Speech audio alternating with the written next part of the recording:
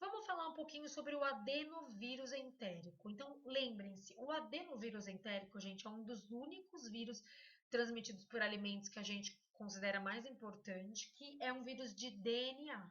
Então, lembrem-se do D, adenovírus, DNA. Esse vírus ele é da família Adenoviridae, gênero Mastadenovirus.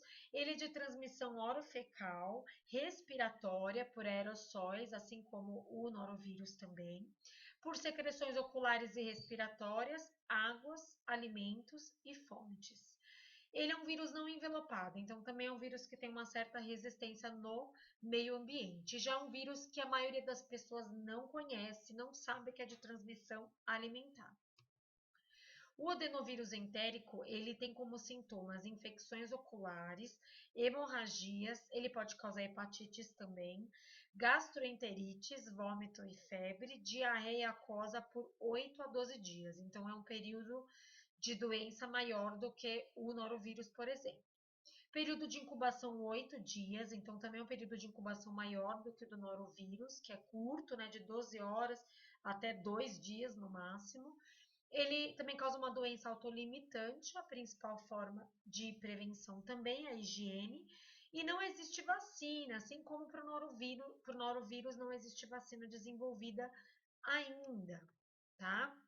E aí a gente tem o astrovírus. O astrovírus também é um vírus que pouca gente conhece, né? E também é um vírus de transmissão alimentar. Então ele tem uma aparência de estrela, né? Que nem tem nessa foto de microscopia eletrônica, por isso é que ele é chamado de astrovírus. Ele afeta mais crianças e neonatos. Ele é da família Astroviridae e ele é um vírus não envelopado como a maioria dos outros. E ele também é um vírus RNA. Então, como a maioria dos outros também, né, tem o mesmo comportamento. Ele é um vírus de transmissão pessoa a pessoa. Ele também é transmitido por fomites, água e alimentos contaminados, então água de consumo, água de recreação, água de piscinas e rios, água de esgoto, né, contaminada por fezes de pessoas doentes, ostras e moluscos, ok? O astrovírus, ele é um vírus que ele causa, como os outros, uma diarreia aquosa, né, de 2 a 4 dias de duração, e a pessoa pode ter vômito e febre, mas é uma doença não grave. Período de incubação 1 a 4 dias, então é um período de incubação um pouquinho maior, né? As crianças elas adquirem uma imunidade que dura até a fase adulta, quando ela começa a diminuir. E aí os idosos podem voltar a ter quadros. Então, geralmente a criança pega a doença, adquire uma imunidade, até a fase adulta ela vai ter essa imunidade, quando ela vai ficando mais velha, a imunidade cai de novo e os idosos podem voltar a ter quadros de astrovirose. Não tem vacina no momento e é um vírus de prevenção como todos os outros. Não manipular alimentos, se a pessoa for manipulador, quem está doente tem que se afastar da atividade de manipulação de alimentos. Restrição do contato com doentes durante as viroses, isso é uma medida de prevenção importante. E a questão de higiene pessoal, lavar a mão, não pôr a mão na boca, são medidas de prevenção que podem ajudar.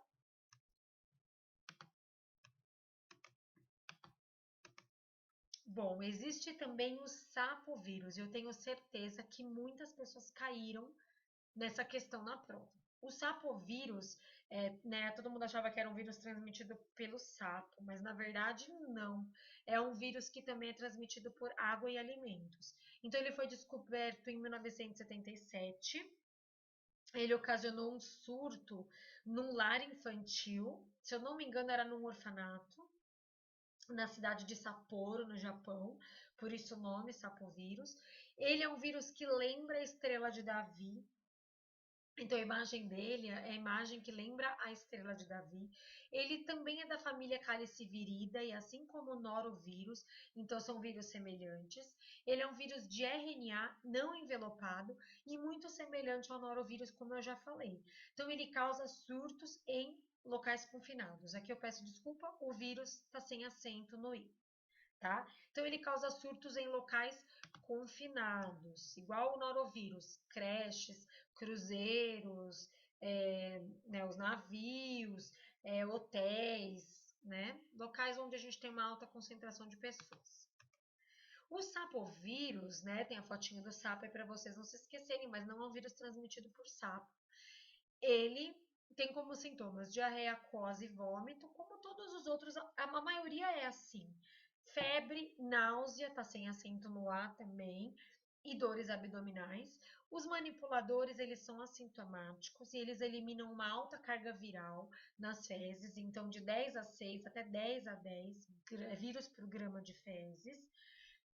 Lembrando, né, eu não sei aqui no sapovírus, eu não sei se ele transmite pelo vômito, mas o norovírus transmite, tá ok? Então isso é importante vocês saberem do norovírus. Do sapovírus, recomendo que vocês procurem. Eu acredito que por ser calicivírida ele transmita também. Período de incubação, 1 a 2 dias. Então é um período de incubação bastante curto. Igual ao norovírus. Muito bem, pessoal. Vírus de hepatite E. Então, o vírus de hepatite E também é um vírus que a gente não conhece muito bem, como vírus de transmissão alimentar, muitas pessoas desconhecem. Ele é um vírus da família Epiviridae e ele é um vírus do gênero Epivírus. É importante conhecer um pouco sobre esse vírus porque ele caiu na prova do mapa e pegou muita gente de surpresa. Inclusive, me pegou de surpresa também, porque eu só conheci hepatite A, B e C.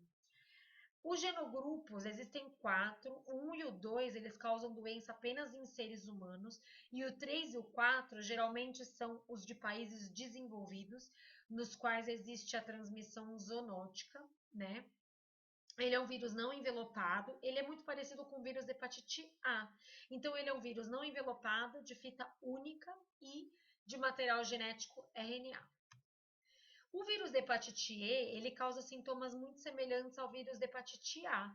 Então, a gente vai ter a replicação nos hepatócitos, que são as células hepáticas, vamos ter danos hepáticos e os sintomas vão decorrer disso. A maioria das pessoas geralmente é assintomática, né? Pode acontecer isso com hepatite A também. O período de incubação, como o da hepatite A, ele é mais longo do que os dos outros vírus gastroentéricos, então de 15 a 60 dias. Ele pode ocasionar uma hepatite aguda ictérica, então a pessoa amarela, a pessoa vai ter icterícia, certo? Sintomas, anorexia, náusea, icterícia, febre, dor abdominal, não é muito diferente, os sintomas não são muito diferentes dos sintomas do vírus da hepatite A. Ele é severo em grávidas, então a gente pode ter uma letalidade até de 25%, ou seja, 1 em 4 grávidas que pegam hepatite A, elas podem morrer, tudo bem? Então, o que é importante a gente saber que existem poucos casos de vírus de hepatite E relacionados com desordens neurológicas, mas já foi relatada a síndrome de Guillain-Barré junto com o vírus hepatite E, é uma das síndromes neurológicas mais frequentes, mas existem outras. Se eu não me engano, a síndrome de Miller-Fisher é outra, tá? Que pode acontecer depois da infecção pelo vírus de hepatite E. O reservatório do vírus de hepatite E, o mais importante são os suínos. E geralmente, pessoal, os suínos são assintomáticos, o que significa, durante a inspeção pós-mortem, ninguém vai ver, tá? Porque o fígado do suíno não vai ter nenhum sinal, nenhum sintoma, nenhuma característica que permita com que esse fígado seja separado. É claro que se o animal tiver alguma lesão hepática, esse fígado vai ser separado.